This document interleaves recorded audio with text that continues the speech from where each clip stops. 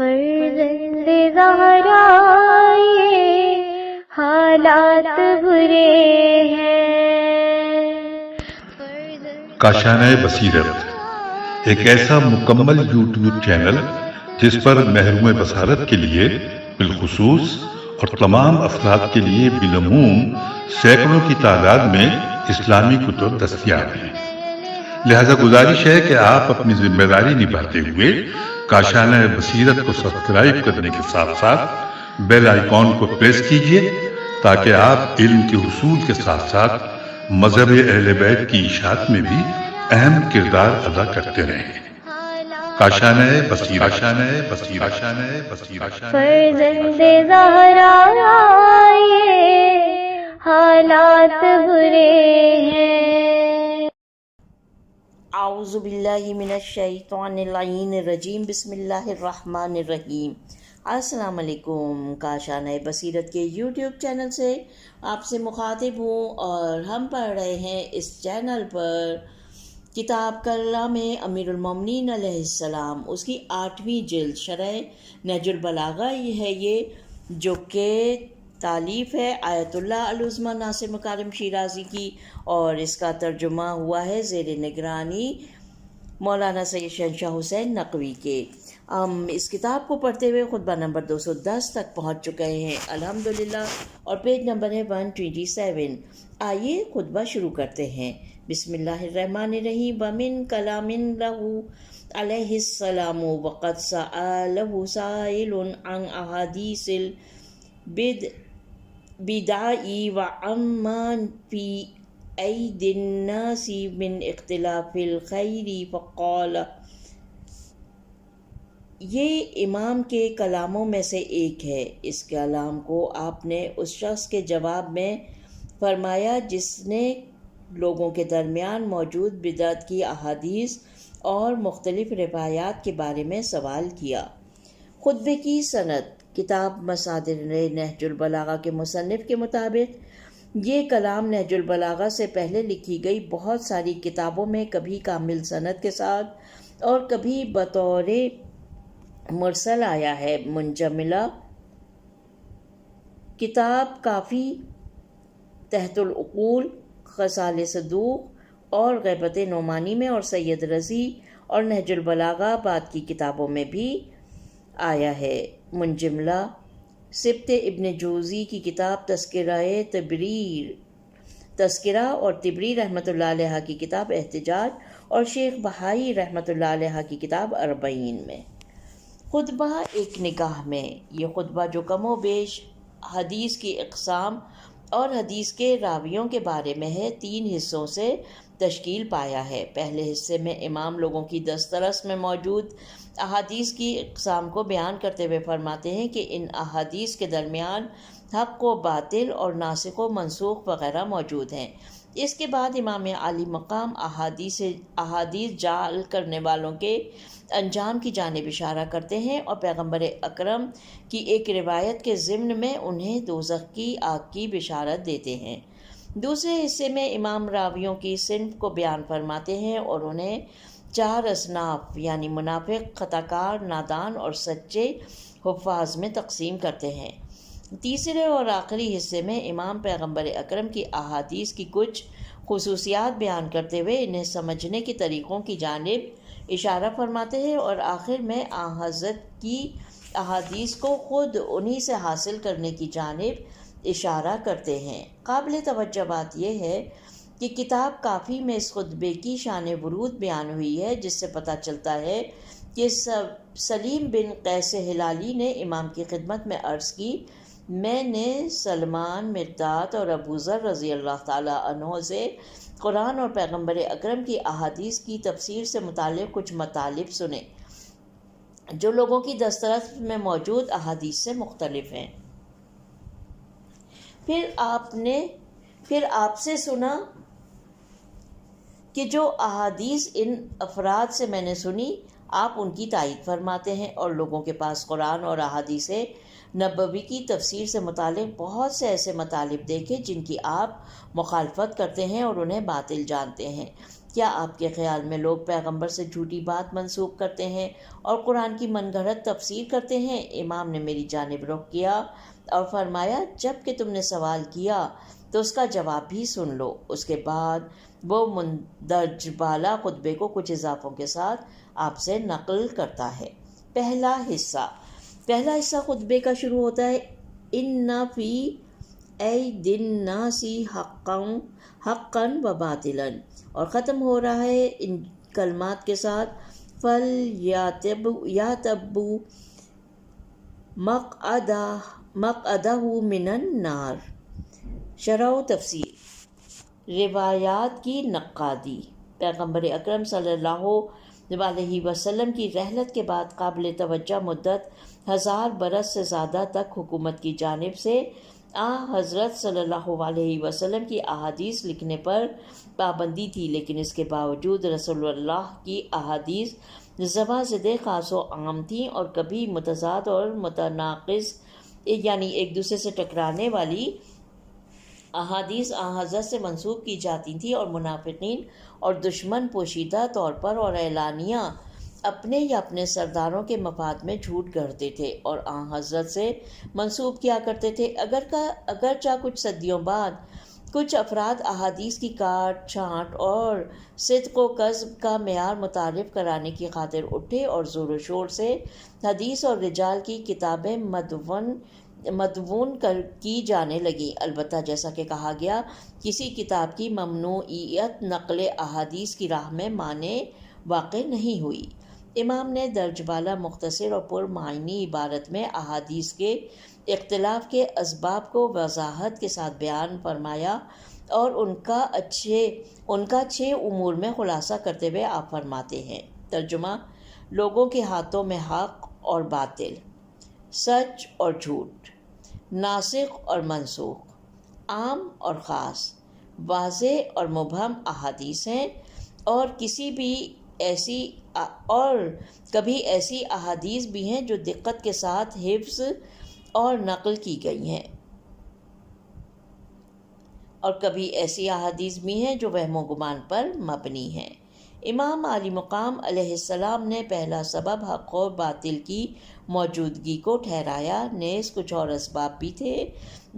جھوٹے افراد جانتے بوجھتے احادیث گڑھتے تھے اور انہیں پیغمبر اکرم سے منسوب کرتے تھے، اور کبھی حاکم شام جیسے سلاطین وقت ایسے کام کے عوض خطیر انعام سے نوازتے تھے۔ ناسخ اور منسوخ کی موجودگی بھی ایک سبب ہے، اس لیے کہ بعض لوگوں نے صرف منسوخ حکم کو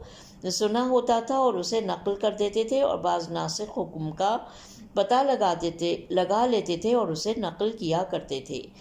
عام اور خاص کی موجودگی ایک چوتھا سبب تھا۔ مثلا بعض نے سنا ہوتا تھا کہ خداوند متعال نے لوگوں کے باہمی معاملات کو حلال قرار دیا ہے، جبکہ انہوں نے حکم خاص یعنی استثناء کو سنا نہیں ہوتا تھا، اور دوسرا کوئی استثناء والی حدیث کو نقل کرتا جو کہ حکم عام والی روایت سے بظاہر متصادم ہوتی یعنی ٹکراتی تھی۔ محکم اور متشابہ احادیث کی موجودگی پانچواں سبب تھی، اس لیے کہ بعض قرآنی آیات متعدد تفاسیر کی حامل ہوا کرتی تھیں، اور اس کے بعد کچھ روایات اور احادیث وارد ہوتی تھیں اور پہلے والی قرآنی آیت کے ابہام کو رفع کر دیتی تھیں۔ اخبار کے بعض راویوں کی ان 2 قسم کے اخبار تک عدم رسائی اخبار و روایات میں اختلاف کا موجب بنتی تھی۔ چھٹا سبب حفظ اور وہم تھا، اس لیے کہ اخبار و روایات کے بعض راوی نے مکمل دقت کے ساتھ پوری روایت پیغمبر اکرم سے نقل کی ہوتی تھی، جبکہ دوسرے بعض لاپرواہی سے اپنے گمان سے اخبار و روایات کو نقل کرتے تھے جو کہ حقیقت کے مطابق نہیں ہوا کرتی۔ یہ وہ اسباب و عوامل ہیں جنہوں نے اسلامی روایات کی فضا کو ایک حد تک تاریک اور مقدر کر دیا تھا۔ بعد میں حدیث و رجال کے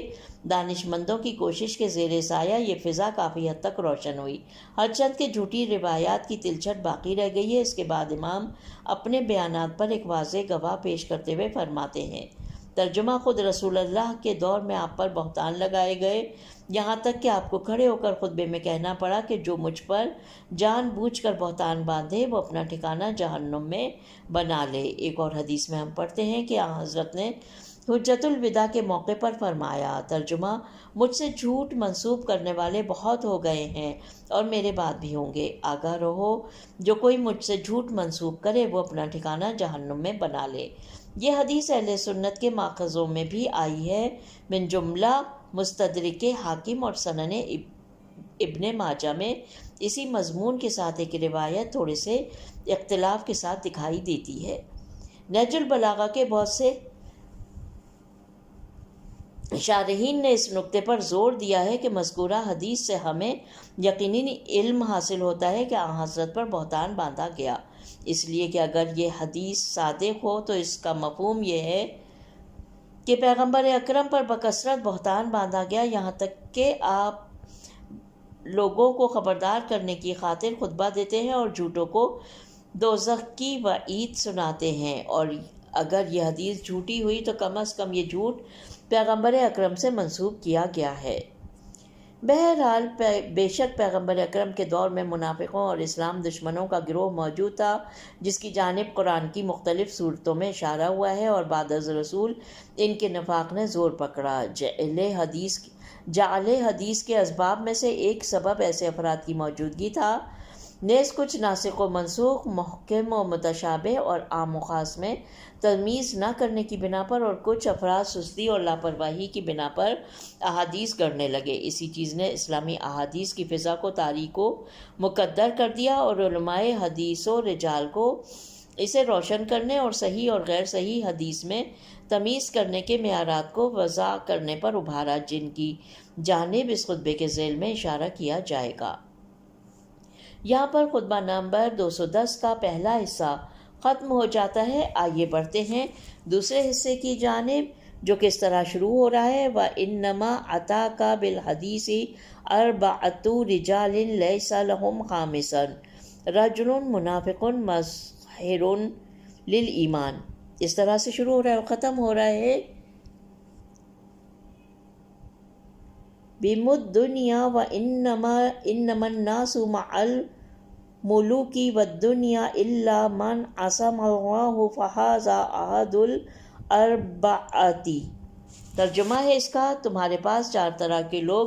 حدیث لانے والے ہیں، جن کا پانچواں نہیں۔ ایک تو وہ جس کا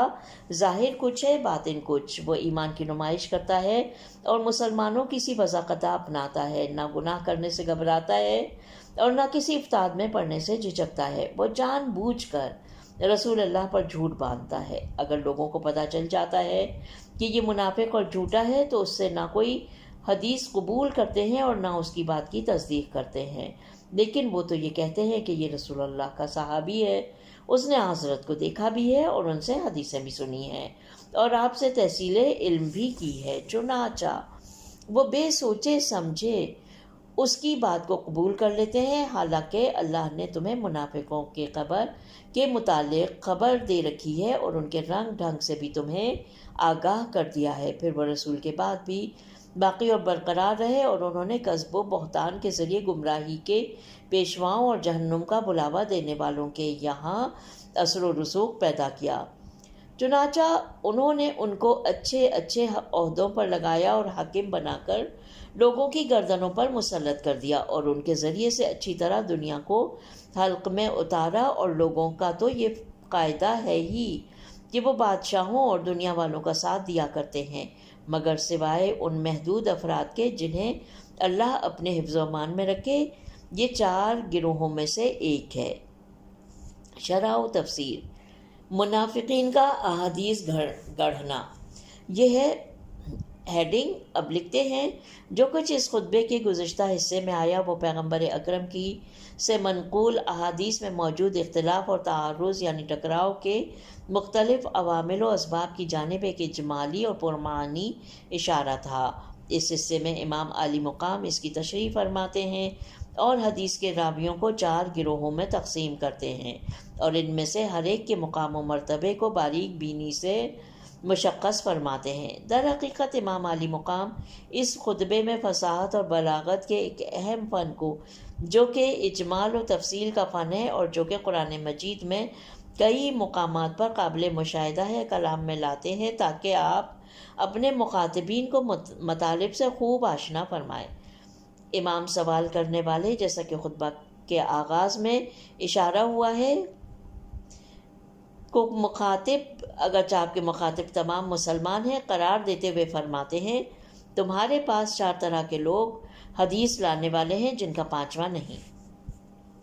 اس کے بعد امام پہلے گروہ جو کہ احادیث کے اختلاف کا اصل سبب ہے اس سے متعلق فرماتے ہیں۔ ترجمہ: ایک تو وہ جس کا ظاہر کچھ ہے اور باطن کچھ، وہ ایمان کی نمائش کرتا ہے اور مسلمانوں کی سی وضاقتہ اپناتا ہے، نہ گناہ کرنے سے گھبراتا ہے اور نہ کسی افتاد میں پڑنے سے جھجکتا ہے،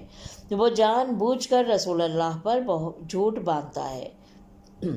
جس دور میں اسلام اور مسلمانوں کو کافی حد تک قدرت اور تسلط حاصل نہیں ہوا تھا، دشمن کھل کر مقابلے کے لیے اٹھ کھڑے ہوتے تھے، لیکن فتح مکہ کے بعد جب اسلام نے تمام علاقوں پر اپنا تسلط قائم کر لیا تو شکست خوردہ دشمنوں نے دوسرے انسانی معاشروں کی مانند مکہ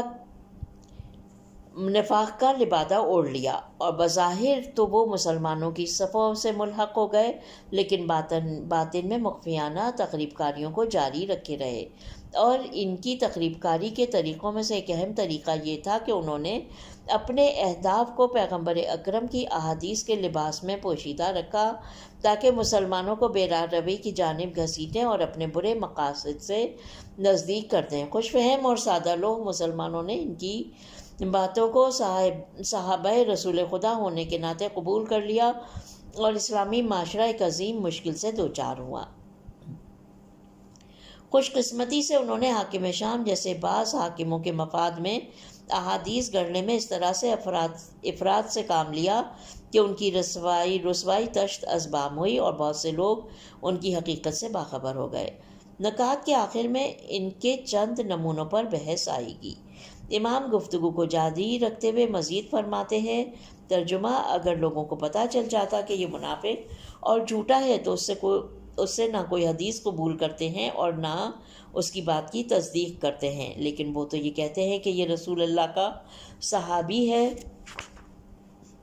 اس نے حضرت کو دیکھا بھی ہے اور ان سے حدیثیں بھی سنی ہیں اور آپ سے تحصیل علم بھی کی ہے، چنانچہ وہ بے سوچے سمجھے اس کی بات کو قبول کر لیتے ہیں۔ منافقوں کی ایک چال یہ تھی کہ تمام صحابہ کے بدن پر قداست کا لباس اڑا دیا اور سبھی کو صالح، مومن اور مقدس افراد کے طور پر متعارف کرایا تاکہ اس طریقے سے اپنے نحس مقاصد حاصل کر سکیں۔ اس سلسلے میں نکات کے آخر میں تشریح بیان کی جائے گی۔ اس کے بعد امام اپنی بات کے ثبوت کے طور پر قرآن مجید کا سہارا لیتے ہیں تاکہ اپنے مخاطبین کے اذہان سے ہر قسم کے شک و تردد کو زائل کر دیں۔ آپ فرماتے ہیں، حالانکہ اللہ نے تمہیں منافقوں کے متعلق خبر دے رکھی ہے اور ان کے رنگ ڈھنگ سے بھی تمہیں آگاہ کر دیا ہے۔ امام علی مقام کے کلام کا یہ حصہ قرآن کی بہت سی آیات کی جانب اشارہ ہے جو سورہ منافقون، سورہ توبہ، سورہ احزاب، سورہ نساء، سورہ بقرہ اور دیگر صورتوں میں آئی ہیں، اور جنہوں نے منافقین کی حقیقت سے پردہ اٹھایا، ان کے عمل و کردار کو واضح کیا اور ان کے ہیلوں اور چالوں کو بیان کیا ہے۔ اس کے بعد امام مزید فرماتے ہیں، پھر وہ رسول کے بعد بھی باقی اور برقرار رہے، انہوں نے کذب و بہتان کے ذریعے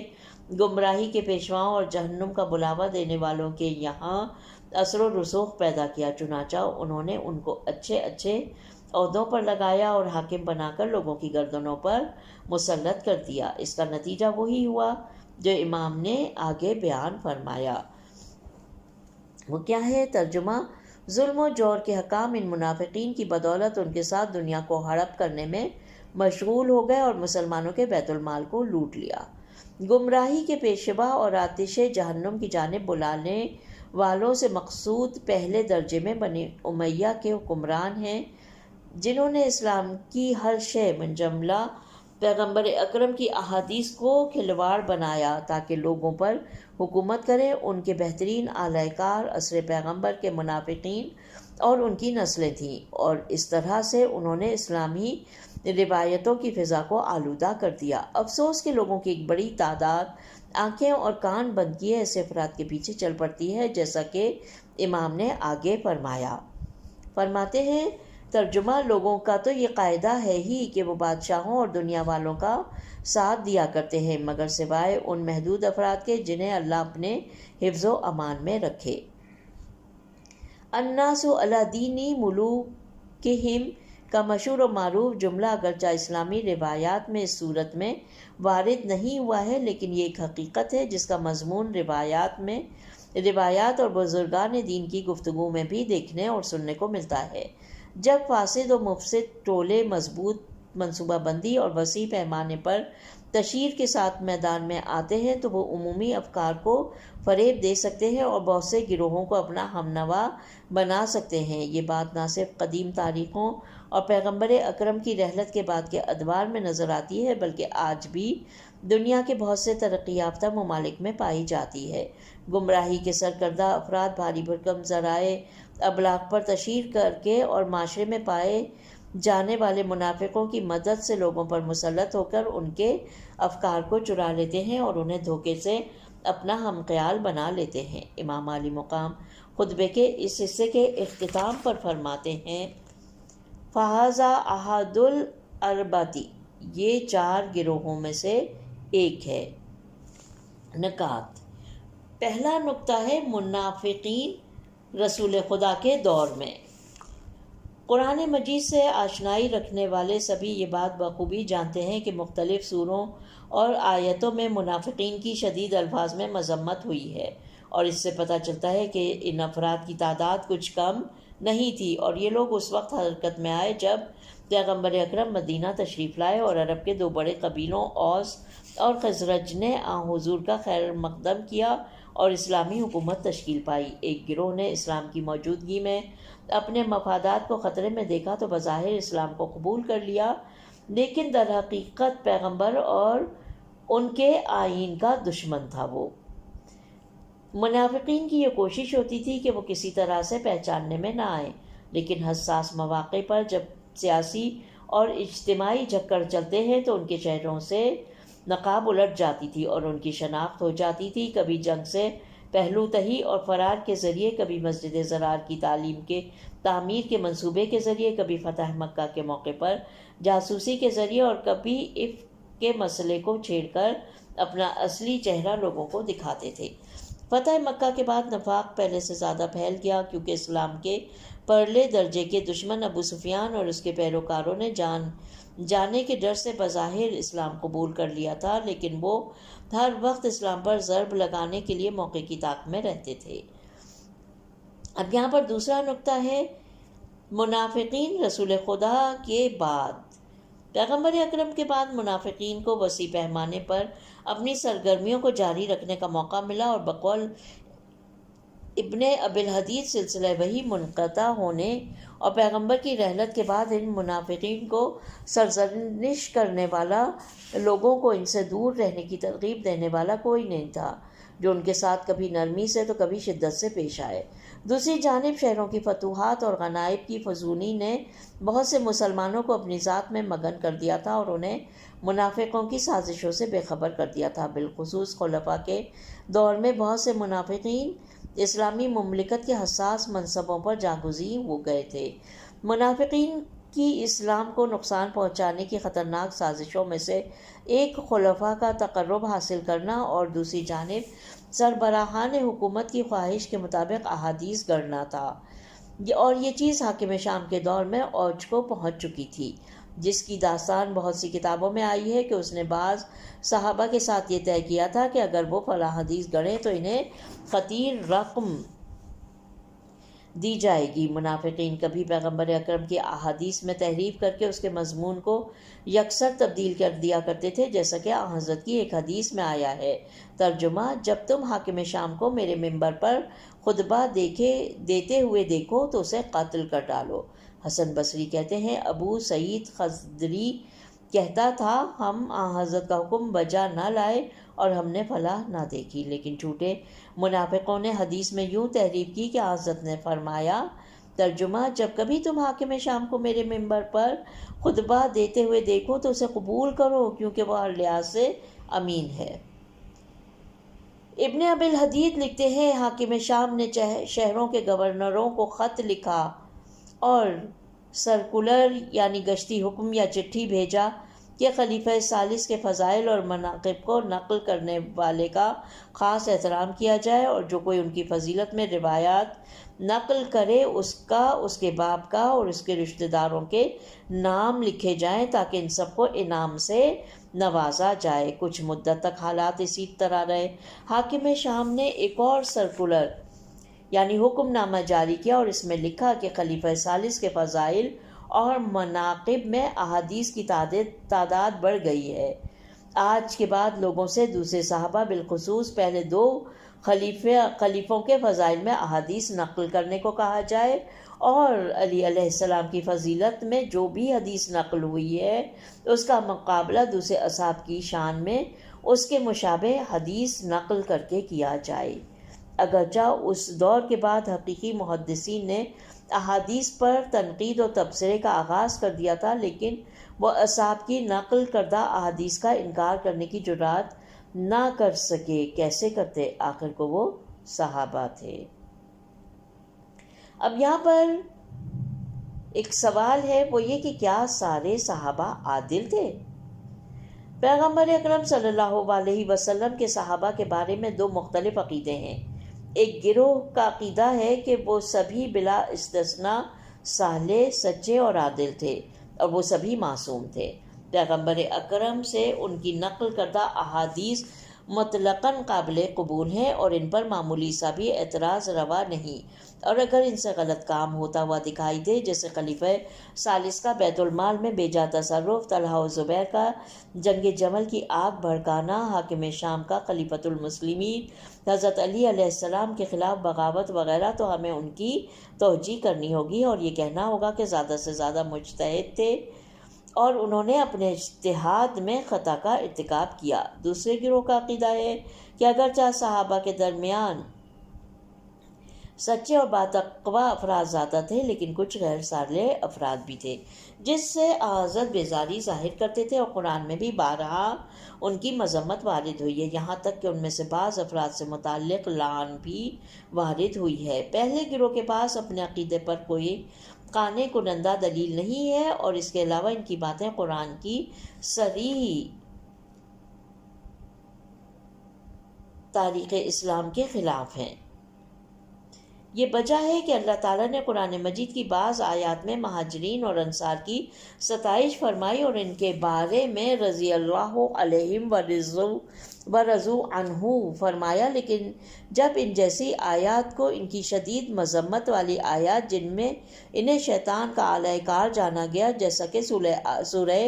آل عمران کی آیت نمبر 155 یا بعض کا فاسق کے عنوان سے تعارف کروایا گیا، سورہ حجرات آیت نمبر 6 یا بعض نے زکوٰۃ اور غنائم کی تقسیم کے وقت حضور اکرم پر اعتراض کیا اور آپ کو معاذ اللہ عدالت سے بھٹکا ہوا جانا، سورہ توبہ کی آیت نمبر 58 یا ان میں سے بعض افراد بے بنیاد بہانوں کے بل پر جہاد سے فرار اختیار کرتے تھے، سورہ احزاب آیت نمبر 12 اور 13 یا بعض باقاعدہ طور پر منافق تھے، سورہ توبہ کی آیات اور سورہ بقرہ اور سورہ منافقون کی ابتدائی آیات کا باہم موازنہ کیا جائے تو ہمیں یقین آ جاتا ہے کہ اصحاب کے چند گروہ تھے۔ پہلا گروہ پاک اور صالح افراد پر مشتمل تھا جن کی جانب سورہ توبہ کی آیت نمبر 100 میں اشارہ ہوا۔ دوسرا گروہ خطا کار مومنین کا ہے جن کا ذکر سورہ توبہ کی آیت نمبر 102 میں آیا ہے۔ تیسرا گروہ گناہ گار افراد کا ہے جن کا ذکر سورہ حجرات کی آیت نمبر 6 میں آیا ہے۔ چوتھا گروہ تباہی پھیلانے والے منافقین کا ہے جن کا سورہ توبہ کی آیت نمبر 101 اور دوسری بہت سی آیات میں مذمت وارد ہوئی ہے، اور اسی طرح سے ہم پر یہ حقیقت آشکار ہو جاتی ہے کہ صحابہ کی ایوب سے دوری کی داستان محض ایک افسانہ ہے، گویا سابق خلفاء کے کچھ پیروکاروں نے خلفاء کے اعمال پر اٹھنے والے اعتراضات کو دبانے کی خاطر یہ شوشہ یعنی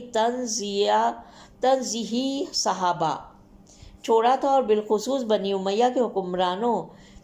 بریکٹ میں ہے حاکم شام اور اس کے ساتھی جو کہ بظاہر صحابہ میں سے تھے نے دوسروں سے زیادہ تمام سیاہ کارناموں کے باوجود اس ہتھ کنڈے کے ذریعے خود کو بری کر دیا۔ لیکن خوش قسمتی سے اہل سنت کے محققین نے بھی اس حقیقت کا ادراک کر لیا اور بہت سی کتابوں میں تنزیہی صحابہ کے نظریے پر تنقید اور تبصرے بھی کیے۔ درج بالا خطبے میں مولا امیر المومنین کا کلام اس بات کی نشاندہی کرتا ہے کہ پہلے تو یہ اعتقاد یعنی تنزیہی صحابہ کا عقیدہ آپ کے دور میں چند گروہوں کے درمیان موجود تھا، اور وہ کہتے تھے کہ فلاں فرد پیغمبر کے صحابہ میں سے ہے اور اس کی بات حجت ہے، اور دوسرے یہ کہ امام اس اعتقاد کی نفی فرماتے ہیں اور کہتے ہیں منافقین کا ایک گروہ صحابہ کے درمیان نفوذ کر دیا گیا تھا اور خود کو ان کی صف میں شمار کرتا تھا۔ یہاں پر خطبہ نمبر 210 کا دوسرا حصہ بھی ختم ہو جاتا ہے۔ بہت اہم مضامین ہیں اور بہت اہم مطالب ہیں اس حصے میں، بلکہ مولا کا کلام تو امام الکلام ہے، اور ہم ہیں یہ ہماری کوتاہی ہے کہ ہم اس کو عمر کا ایک حصہ گزرنے کے بعد پڑھ رہے ہیں، جان رہے ہیں اور سمجھنے کی کوشش کر رہے ہیں۔ آئیے اب شروع کرتے ہیں تیسرا حصہ۔ تیسرا حصہ کچھ اس طرح سے شروع ہو رہا ہے، وَرَجُلٌ سَمِعَ مِن رَسُولِ اللَّهِ شَيْءٍ لَهُمْ، اور ختم ہو رہا ہے أَنَّهُ مَنْسُوخٌ لَرَافَضُوهُ۔ ترجمہ چار میں سے ایک تو یہ ہوا، اور دوسرا شخص وہ ہے جس نے تھوڑا بہت رسول اللہ سے سنا لیکن جو کا تو اسے یاد نہ رکھ سکا اور اس میں اسے سہو ہو گیا۔ یہ جان بوجھ کر جھوٹ نہیں بولتا، جو کچھ اس کی دسترس میں ہے اسے ہی دوسروں سے بیان کرتا ہے اور اسی پر خود عمل پیرا ہوتا ہے، اور کہتا بھی یہی ہے کہ میں نے رسول اللہ سے سنا ہے۔ اگر مسلمانوں کو یہ خبر ہو جاتی کہ اس کی یادداشت میں بھول چوک ہو گئی ہے تو وہ اس کی بات کو نہ مانتے، اگر خود بھی اس بات سے باخبر ہوتا تو اسے چھوڑ دیتا۔ تیسرا شخص وہ ہے کہ جس نے رسول اللہ کی زبان سے سنا کہ آپ نے ایک چیز کے بجا لانے کا حکم دیا ہے، پھر پیغمبر نے کسی دوسری حدیث میں اسے روک دیا لیکن اسے معلوم نہ ہو سکا اور وہ نہیں جانتا تھا کہ منسوخ کی جگہ ناسخ حکم نے لے لی ہے، یا یوں کہ اس نے پیغمبر کو ایک چیز سے منع کرتے ہوئے سنا، پھر آپ نے اس کی اجازت دے دی لیکن اس کے علم میں یہ چیز نہ آ سکی، اس نے قول منسوخ کو یاد رکھا اور حدیث ناسخ کو محفوظ نہ رکھ سکا۔ اگر اسے خود معلوم ہو جاتا کہ یہ منسوخ ہے تو اسے چھوڑ دیتا، اور مسلمانوں کو بھی اس کے منسوخ ہو جانے کی خبر ہوتی تو وہ بھی اسے نظر انداز کرتے تھے۔ شرح و تفصیل ناسخ اور منسوخ احادیث۔ خطبے کے اس حصے میں امام احادیث کے تعارض یعنی باہم ٹکراؤ اور اختلاف کے دوسرے دو اسباب و عوامل کی جانب اشارہ کرتے ہوئے فرماتے ہیں۔ ترجمہ چار میں سے ایک تو یہ ہوا، اور دوسرا شخص وہ ہے جس نے تھوڑا بہت رسول اللہ سے سنا لیکن جو کا تو اسے یاد نہ رکھ سکا اور اس میں اسے سہو ہو گیا، اور یہ جان بوجھ کر جھوٹ نہیں بولتا، جو کچھ اس کی دسترس میں ہے اسے ہی دوسروں سے بیان کرتا ہے اور اسی پر خود عمل پیرا ہوتا ہے، اور کہتا بھی یہی ہے کہ میں نے رسول اللہ سے سنا ہے۔ حدیث میں اس گھپلے کا سبب غفلت اور لاپرواہی ہے، اور کبھی اس کا سبب الفاظ کے مفہوم سے آگاہی کا نہ ہونا ہے، یا اس کا سبب یہ ہے کہ انسان خطا اور بھول چوک کا پتلا ہے۔ سبب جو کچھ بھی ہو اس کا نتیجہ ایک ہی ہے، اور وہ غلط چیزوں کا دوسروں پر کو منتقل ہونا ہے۔ مثلا عبداللہ ابن عمر کی ایک حدیث میں ہم پڑھتے ہیں کہ رسول اللہ نے فرمایا کہ میت پر اس کے اہل و عیال کے گریے کے باعث عذاب ہوتا ہے۔ جب یہ حدیث ابن عباس تک پہنچی تو انہوں نے کہا عبداللہ ابن عمر نے نقل حدیث میں خطا کی ہے، اصل قضیہ یوں ہے کہ پیغمبر اکرم ایک یہودی کی قبر کے قریب سے گزر رہے تھے، آپ نے فرمایا اس کے اہل و عیال اس پر گریا کرتے ہیں جبکہ اس پر عذاب ہو رہا ہے۔ لہٰذا علم درایا میں یہ حدیث کی قبولیت کی شرائط میں سے ایک شرط راوی کا ضابط ہونا ہے، یعنی ضروری ہے کہ راوی ہوشیار ہو، مطلب کو اچھی طرح سمجھے اور اسے اچھی طرح سے دوسروں تک منتقل کرے۔ یہ نکتہ بھی قابل توجہ ہے کہ نقل بالمعنی کو بہت سے بڑے علماء نے جائز قرار دیا ہے، یعنی راوی مجبور نہیں ہے کہ الفاظ کو معنویاً بیان کرے بلکہ مضمون کو دوسرے الفاظ کے قالب میں ڈھال کر نقل کر سکتا ہے، اور ہم جانتے ہیں کہ نقل بالمعنی آسان کام نہیں ہے، کبھی راوی اس کام میں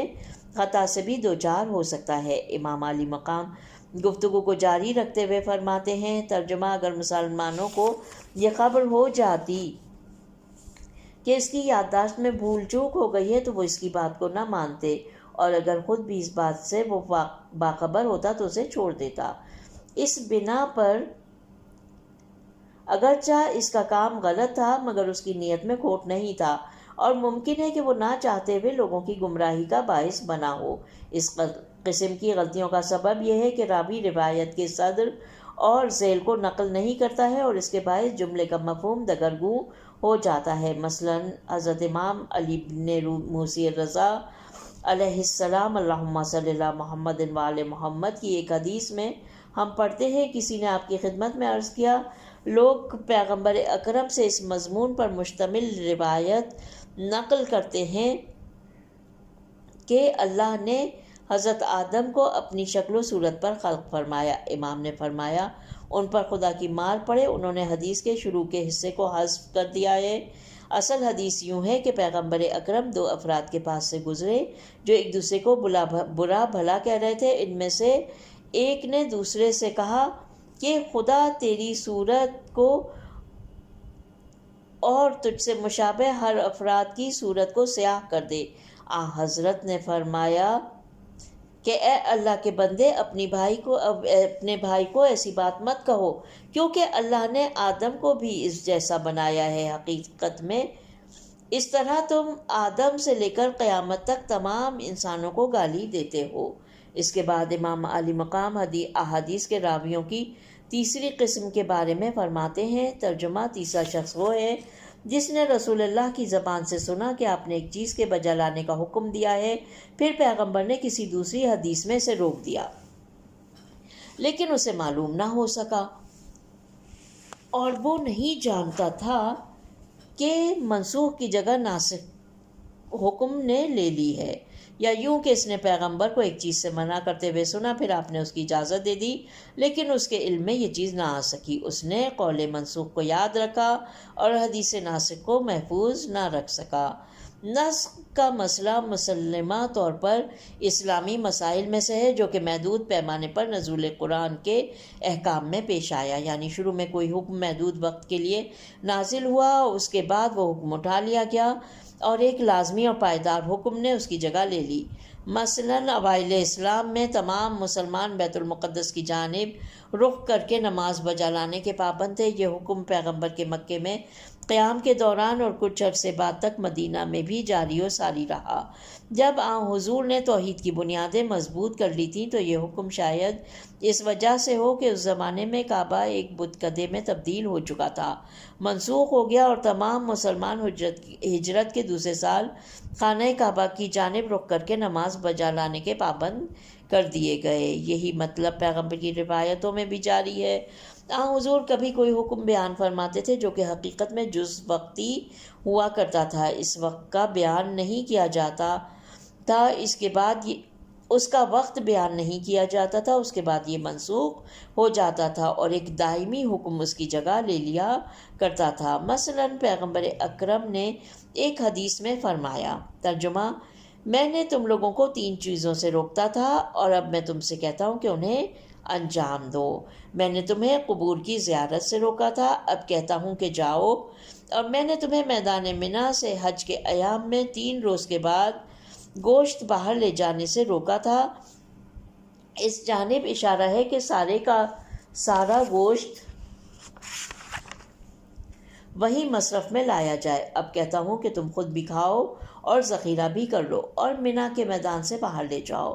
پہلے میں تمہیں نیند سے روکا کرتا تھا، اب کہتا ہوں کہ نیند حلال ہے، لیکن ہر نشہ آور چیز حرام ہے۔ اس بنا پر پیغمبر اکرم کی صحیح احادیث کو وہی نقل کر سکتا ہے جو احادیث پر مکمل احاطہ رکھتا ہو، ناسخ کو منسوخ سے تمیز کر سکتا ہو اور ہر ایک کو اس کے مقام پر رکھنا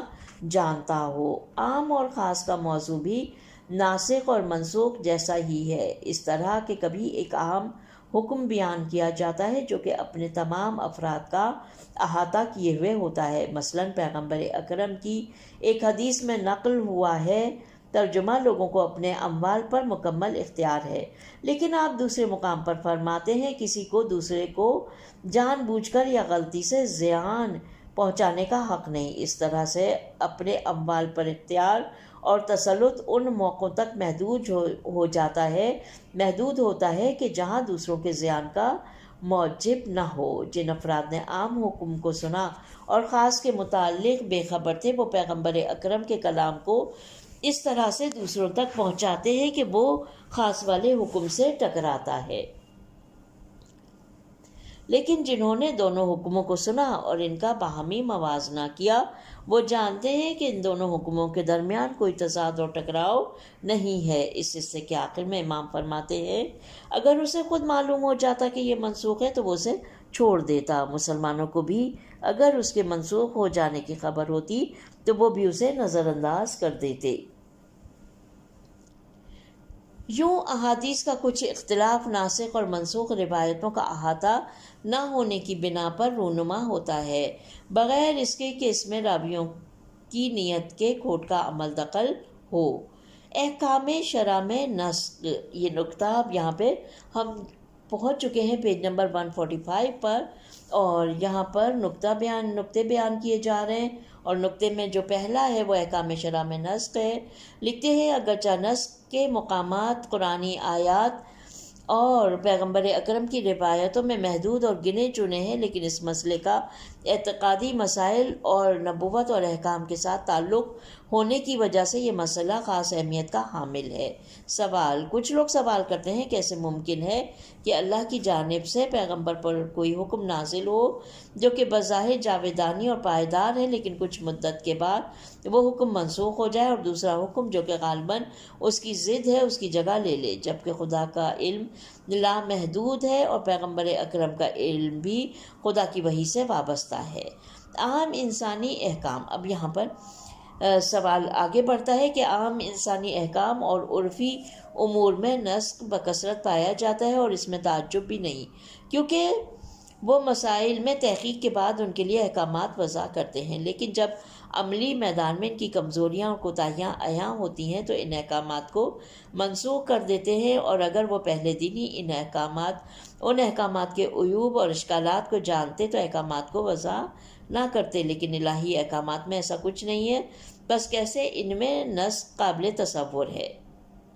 جواب، ایک نقطے پر توجہ کرنے سے اس سوال کا جواب واضح ہو جاتا ہے، اور وہ یہ کہ احکام الہی میں موضوع کے بدلنے کے اعتبار سے نسخ واقع ہوتا ہے۔ بالفاظ دیگر، روز اول ہی سے حکم کی عمر خاص وقت تک محدود تھی، اگرچہ کسی مصلحت کی بنا پر روز اول حکم کے اختتام کی جانب اشارہ نہیں ہوا ہے۔ مثلاً سرگوشی سے پہلے صدقہ دینے کا حکم جو کہ سورہ مجادلہ کی آیت نمبر 12 اور 13 میں بیان ہوا، شروع میں پیغمبر کے اصحاب کو آزمانے اور یہ نقطہ سمجھانے کی خاطر تھا کہ مختلف افراد کا پیغمبر کے کان میں سرگوشی کرنا غیر ضروری تھا اور اس عمل کو ترک کرنا چاہیے تاکہ لوگوں کے درمیان بدگمانی جنم نہ لے۔ اسی لیے جب سرگوشی کرنے سے پہلے صدقے کی ادائیگی کا حکم دیا گیا تو سارے اصحاب نے اس عمل کو ترک کر دیا بجز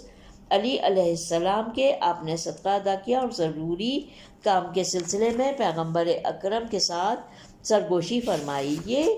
باعث افتخار امر آپ کی زندگی کے صفحات میں رقم ہو گیا،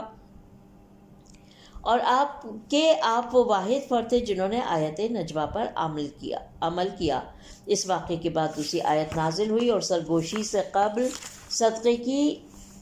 ادائیگی کے حکم کو نسخ کر دیا اور سبھی نے جان لیا کہ ان کی سرگوشیاں غیر ضروری ہیں اور انہوں نے اس عمل سے پرہیز کیا۔ نسخ کی مثالیں خواہ وہ قرآن میں ہوں یا احادیث میں، وہ سبھی اسی قبیل کی ہیں۔ کوئی حکم خاص حالات میں محدود مدت کے لیے وضع کیا جاتا تھا اور حالات کے بدل جانے کے بعد وہ منسوخ کر دیا جاتا تھا۔ یہ نکتہ بھی توجہ کے لائق ہے کہ نسخ صرف پیغمبر کے دور میں جب وحی کا باب کھلا ہوا تھا واقع ہوتا تھا اور حضرت کے بعد کسی قسم کا نسخ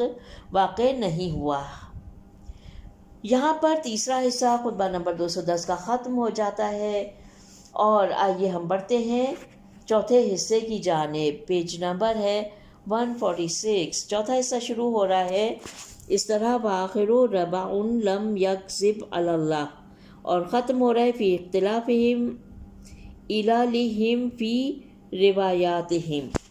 ترجمہ: اور چوتھا شخص حدیث کا راوی وہ ہے جو اللہ اور اس کے رسول پر جھوٹ نہیں باندھتا، وہ خوف خدا اور عظمت رسول کے پیش نظر جھوٹ سے نفرت کرتا ہے۔ اس نے جو کچھ پیغمبر سے سنا اس میں غلطی واقع نہیں ہوتی، بلکہ جس طرح سنا اسی طرح بیان کیا، نہ اس میں کچھ بڑھایا نہ اس میں سے کچھ گھٹایا۔ ناسخ حدیث کو یاد رکھا تو اس پر عمل بھی کیا، منسوخ حدیث کو بھی اپنی نظر میں رکھا اور اس سے اجتناب برتا۔ وہ حدیث خاص جس کا دائرہ محدود ہو کو جانتا تھا، اور حدیث عام جو کہ ہماگیر اور سب کا احاطہ کرتی ہو اس کو بھی اسی طرح واضح اور مبہم احادیث کو پہچاننا ہے، اور ہر حدیث کو پہچانتا ہے اور ہر حدیث کو اس کے محل و مقام پر رکھا ہے، اس لیے کہ کبھی رسول اللہ کا کلام دو رخ لیے ہوتا تھا۔ کچھ کلام خاص ہوتا تھا وہ جو کسی وقت یا کسی افراد سے مخصوص ہوتا تھا، اور کچھ عام ہوتا تھا جو تمام اوقات اور تمام افراد کے لیے ہوتا تھا۔ ایسے افراد بھی سن لیا کرتے تھے جو سمجھ ہی نہیں سکتے تھے کہ اللہ نے اس سے کیا مراد دیا ہے اور پیغمبر اکرم کا اس سے مقصد کیا ہے، تو یہ سننے والے اسے سن تو لیتے تھے اور کچھ اس کا مفہوم بھی قرار دے لیتے تھے، مگر اس کے حقیقی معنی اور مقصد اور وجہ سے ناواقف ہوتے تھے۔ اور نہ اصحاب میں سب ایسے تھے کہ جنہیں آپ سے سوال کی ہمت ہو، بلکہ وہ تو یہ چاہا کرتے تھے کہ کوئی صحرائی بدو یا پردیسی آ جائے اور وہ حضرت سے کچھ پوچھے تو یہ بھی سن لے، لیکن میں ایسا نہیں تھا، بلکہ میں اس کے متعلق پوچھتا تھا اور پھر اسے یاد رکھتا تھا۔ یہ ہے لوگوں کے احادیث اور روایات میں اختلاف کے وجوہ اور اسباب۔ شرح و تفسیر: حدیث کے حقیقی محافظ امام علی مقام خطبے کے اس حصے میں راویان حدیث کے چوتھے گروہ کو موضوع سخن قرار دیتے ہیں۔ وہ گروہ جو صراط مستقیم پر گامزن ہے، صحیح طریقے اور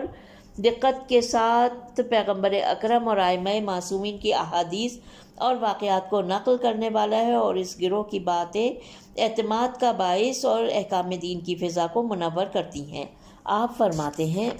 ترجمہ: اور چوتھا شخص حدیث کا راوی وہ ہے جو اللہ اور اس کے رسول پر جھوٹ نہیں باندھتا، وہ خوف خدا اور عظمت رسول کے پیش نظر جھوٹ سے نفرت کرتا ہے۔ یوں ان کے وجود سے احادیث میں تضاد اور ٹکراؤ کے دوسرے سبب کا جو کہ خدا اور رسول پر جھوٹ باندھا ہے اسی طرح سے خاتمہ کر دیا گیا ہے کہ جھوٹ سے گریز کرنا ان کی ذات کا حصہ بن گیا، اور خوف خدا اور پیغمبر کی عظمت کے باعث جھوٹ ان کی نظر میں قابل نفرت چیز بن گئی۔ پھر امام فرماتے ہیں، اس نے جو کچھ پیغمبر سے سنا اس میں غلطی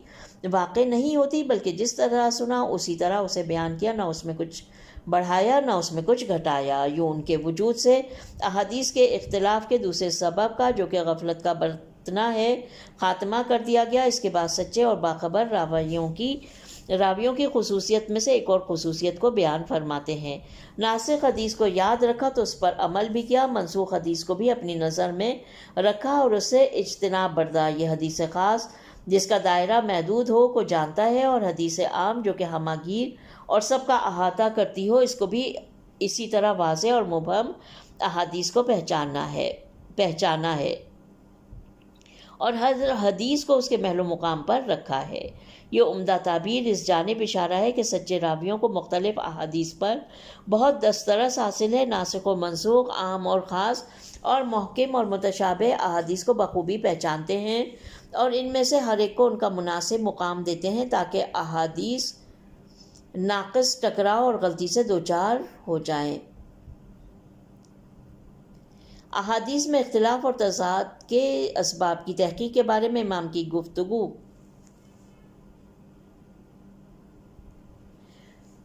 تاکہ احادیث ناقص ٹکراؤ اور غلطی سے دوچار نہ ہو جائیں، یہاں پر لفظ نہ مسنگ ہے۔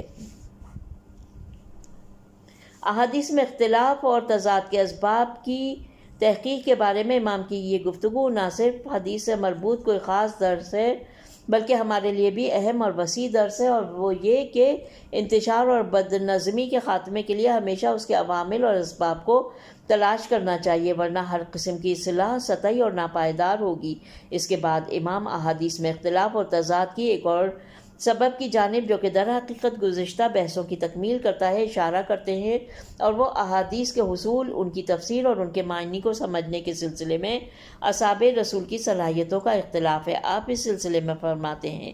اس لیے ترجمہ، اس لیے کہ کبھی رسول اللہ کا کلام دو رخ لیے ہوتا ہے، کچھ کلام خاص ہوتا ہے جو کسی وقت یا افراد سے مخصوص ہوتا تھا، اور کچھ جو کسی، دوبارہ پڑھتی ہوں میں اس کو، اس لیے کہ کبھی رسول اللہ کا کلام دو رخ لیے ہوتا تھا، کچھ کلام خاص ہوتا تھا وہ جو کسی وقت یا افراد سے مخصوص ہوتا تھا، اور کچھ عام ہوتا تھا وہ جو تمام اوقات اور تمام افراد کے لیے ہوتا تھا۔ ایسے افراد بھی سن لیا کرتے تھے جو سمجھ ہی نہیں سکتے تھے کہ اللہ کا اس سے مقصود کیا ہے اور پیغمبر اکرم کا اس سے مقصد کیا ہے، تو یہ سننے والے اسے سن تو لیتے تھے اور اس کا کچھ مفہوم بھی قرار دے لیتے تھے، مگر اس کے حقیقی معنی اور مقصد اور وجہ سے ناواقف ہوتے تھے۔ درج بالا عبارت میں خاص و عام سے مراد علم اصول اور علم فقہ والے خاص و عام نہیں ہے، بلکہ لغوی خاص اور عام مراد ہے، یعنی ایسا حکم جو کسی خاص موقع پر فرد سے مخصوص ہے، اور ایسا حکم جس میں عمومیت پائی جاتی ہو۔ مثلاً بعض روایتوں میں آیا ہے کہ مسلمان حدیبیہ والے سال کے بعد، یعنی ہجرت کے 7ویں سال، مسلمان مشرکین کے ساتھ طے پانے والے معاہدے کے مطابق عمرے کے مناسک کی انجام دہی کی خاطر مکہ آئے۔ پیغمبر اکرم نے اپنے اصحاب کو یہ حکم دیا کہ طواف کے وقت تیزی سے خانہ کعبہ کے گرد چکر کاٹیں تاکہ اس منظر کو دیکھنے والے مشرکین مسلمانوں کی قدرت اور چابکدستی کو دیکھ کر مرعوب ہو جائیں، جبکہ یہ حکم ایک ثابت اور عمومی سنت نہیں تھا۔ نہج البلاغہ کے کلمات قصار میں بھی آیا ہے کہ امام سے پیغمبر کی اس حدیث کے متعلق سوال ہوا جس میں حضرت نے فرمایا کہ اپنی سفید داڑھی کو رنگو اور یہودیوں کے مشابہ نہ بنو۔ امام نے فرمایا یہ خاص حکم ہے۔ پیغمبر اکرم نے ایسے وقت میں یہ حکم دیا جب مسلمان اقلیت میں تھے، لیکن اب جب کہ اسلام پھیل گیا تو مردوں کو اختیار ہے کہ وہ چاہیں تو اپنی سفید داڑھی کو رنگ دیں، چاہیں تو نہ رنگیں۔ پھر امام عالی مقام گفتگو جاری رکھتے ہوئے نقل احادیث سے متعلق ایک اور مشکل کو بیان کرتے ہوئے فرماتے ہیں، نہ اصحاب میں سب ایسے تھے کہ جنہیں آپ سے سوال کرنے کی ہمت ہو، بلکہ وہ تو یہ چاہا کرتے تھے کہ کوئی صحرائی بدو یا پردیسی آ جائے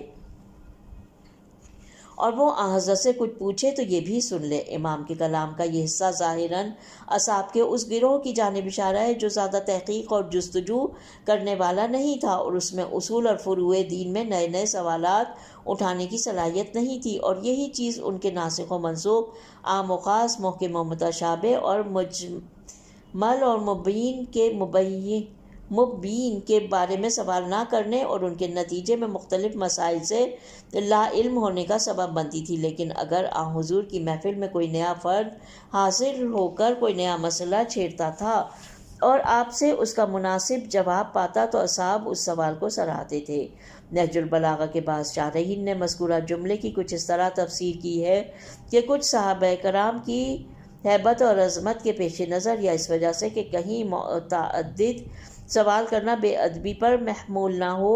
مزید سوال کرنے سے گریز کیا کرتے تھے، لیکن یہ امکان بعد میں مولا علی علیہ السلام اللہم صلی اللہ محمد و آل محمد سے متعلق آنے والے جملوں کے لیے سازگار نہیں ہے، اس لیے کہ آپ گفتگو کو جاری رکھتے ہوئے فرماتے ہیں، لیکن میں ایسا نہیں تھا، بلکہ میں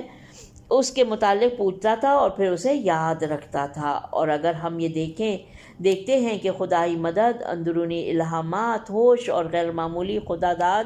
صلاحیت کے علاوہ امام کے پاس ہر سوال کا جواب تیار ہوتا تھا، تو اس کی وجہ یہ ہے کہ آپ کی پیغمبر کے ساتھ کئی برسوں پر محیط ہمراہی اور رفاقت اور تلاش و جستجو کی روح تمام اسلامی مسائل پر آپ کے احاطے اور دسترس کا باعث تھی۔ بالآخر آپ خطبے کے اختتام پر فرماتے ہیں، یہ ہیں لوگوں کی احادیث اور روایات میں اختلاف کے وجوہ اور اسباب۔ بعض اسلامی ماخذوں منجملہ کتاب کافی میں امام کے اس خطبے کے ذیل میں دوسرے واضح جملے بھی آئے ہیں، مثلاً یہ کہ امام فرماتے ہیں، ترجمہ میں دن میں ایک بار اور اسی طرح ہر شب میں ایک بار پیغمبر کے پاس حاضر ہوا کرتا تھا، اور وہ مجھے اجازت دیتے تھے کہ وہ جہاں کہیں ہوں میں ان کے ہمراہ ہوں، اور آپ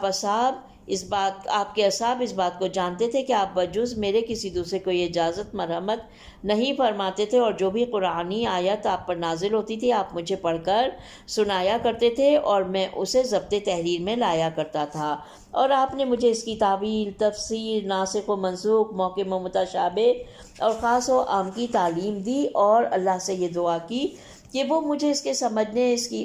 حفاظت کی قدرت فرمائے، اور ماضی اور مستقبل سے متعلق حلال و حرام، واجب و ممنوع اور ما سبق انبیاء پر اطاعت اور معصیت سے متعلق نازل ہونے والے احکامات کی بھی مجھے تعلیم دی، اور میں نے انہیں حفظ کر لیا، یہاں تک کہ ان میں سے ایک حرف بھی نہیں بھولا۔ اس کے بعد حضرت نے میرے سینے پر اپنا ہاتھ رکھا اور اللہ سے میرے حق میں دعا فرمائی کہ خداوندہ میرے قلب کو علم و فہم اور حکمت و نور سے پر کر دے۔